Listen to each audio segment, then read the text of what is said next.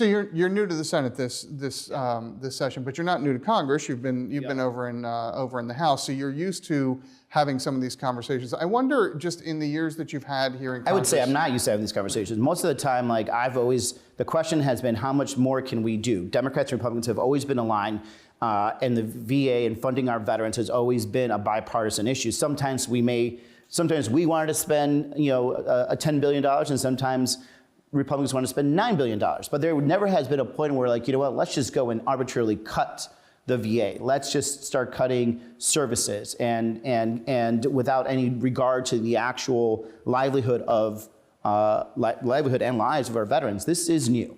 So it's been such a rapid shift under the Trump administration here. Do you think that that's something you can rein back in by telling your story, by telling the veterans' perspective? Is that something that you think, again, this is all happening in quick succession here over the next few months as the budget process plays out? Do you think you'll be able to talk to your colleagues and say, this is why the money is important, this is why the employees That's my goal. important? Look, I know my Republican colleagues here care about veterans. They're just as patriotic as I am. A lot of them have served. A lot of them have used VA services like I have. For some reason right now, they don't necessarily want to get into that fight. And so I'm hoping that I could encourage them to get into this fight with me, because if they do, they'll realize that there is hundreds of thousands of veterans that actually are with us. They believe in us. They understand what we're doing. And there's just, again, and there also is just no logical way that you can cut 88,000 VA employees. Meanwhile, by the way, we still have to be growing. So the cut is not the 88,000. It's also the fact that we're not even growing more than we're supposed to.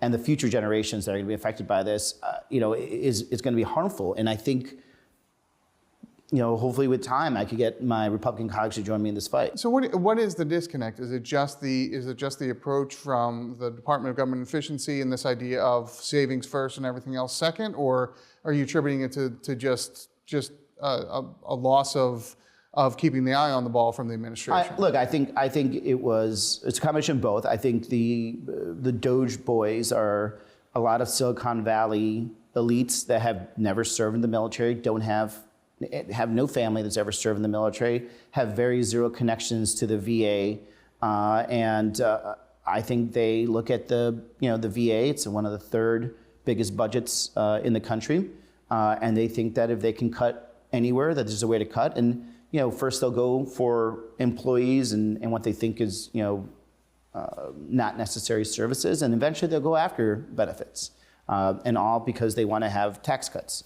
I think the Trump administration says they value veterans. I've seen them in the past follow that up. When I worked with Donald Trump in his first administration, we did some good work in the VA with the administration, but I think this time they have taken their eye off the ball, and I'm hoping that I can bring their attention back.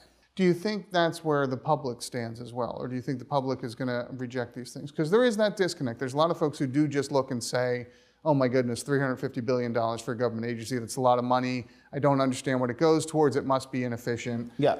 How much of that idea, that message do you think you need to take, not just out to the White House, but out to the public? Well, look, I just had a veterans town hall about 2 weeks ago in Sierra Vista. Sierra Vista is a military town, Fort Huachuca, there, very Republican town. And from what I heard from veterans is that, look, you could always improve the VA. And we're all for improving the VA, and we're all for finding efficiencies. But this is not the way to do it. This is just an arbitrary cut. You're taking a meat cleaver to something that could be done with a precision tool. It's also, of all the government agencies, for them to do this to the VA, you could go slower. There's no rush here. Work with us, work with veteran organizations, work with Democrats and Republicans, and have a thorough review and see where we can do better. And I think there are areas we can do better. I think areas we could be investing more in, but this is not the way to do it. The go fast and break things approach that the Silicon Valley world does not work when it comes to veterans. Because when you break things, people die. Veterans commit suicide, veterans become homeless, and you can't undo that.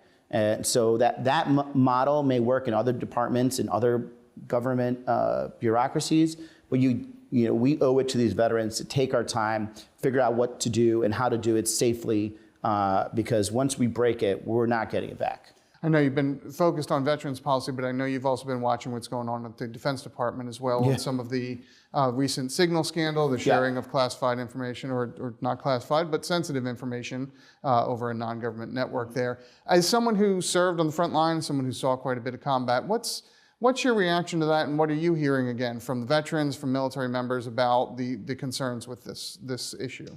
Well, it's not a concern, but I think for a lot of them, they're more insulted than anything else. Like, we know operational security. And just because the president and the Secretary of Defense refused to classify what they spoke at as having a top secret classification, doesn't mean what they did wasn't dangerous. And the fact that they're openly lying to us and saying there was nothing wrong with what they did, when we've been there. If you tell someone when you're leaving a certain fob or an area and what you're bombing and what the weapons and platforms you're going to use, it's pretty simple to find out how quickly they're going to be overhead. So number one, it's insulting to the community, in my opinion. Number two, it does worry us about the reputation and the ability of the Secretary of Defense. I think it's there's some things that are very good that the Secretary of Defense is doing. Some of them bringing back the warrior ethos. I think as a Marine veteran, I appreciate that. But some of the stuff that he was talking about on that signal chat seemed to be more to impress his friends than to actually effectively execute an operation. And the most important thing you have to focus, especially I think as a leader, especially in the military, is mission accomplishment. And he potentially compromised that mission. And what does this mean for other missions going forward? Last question for you here. As you try and find paths forward here and try and find some bipartisan, you said there was a couple issues that you think there's going to be bipartisan agreement on.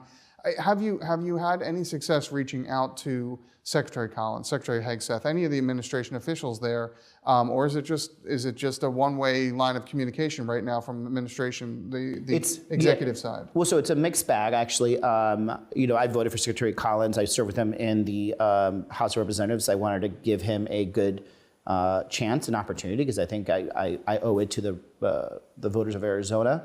So I'm very disappointed that he's going down this road. I've actually had some really good work with Secretary of the Interior, a couple of the other secretaries and nominees. We've had a good working relationship. We've actually been able to fix some problems that have come up because of cuts, just misunderstanding, things of that nature. So I'm keeping the options open. Just because I am disagreeing with the administrator right now does not mean that I won't work with other secretaries on other issues. I'm always open to bringing results back for the country, but at the core, we have to protect our veterans, and that's what I promised to do. That's one of the main reasons why I even ran for office, ever at all. And I can't at this point just sit silently and just let this keep going as if it's normal. Senator, thanks so much for the time. Thanks, I know Leo. there's a whole bunch of other hearings and events to get to, so That's we'll let you right. get to that. Thank you so much. Thank you, brother.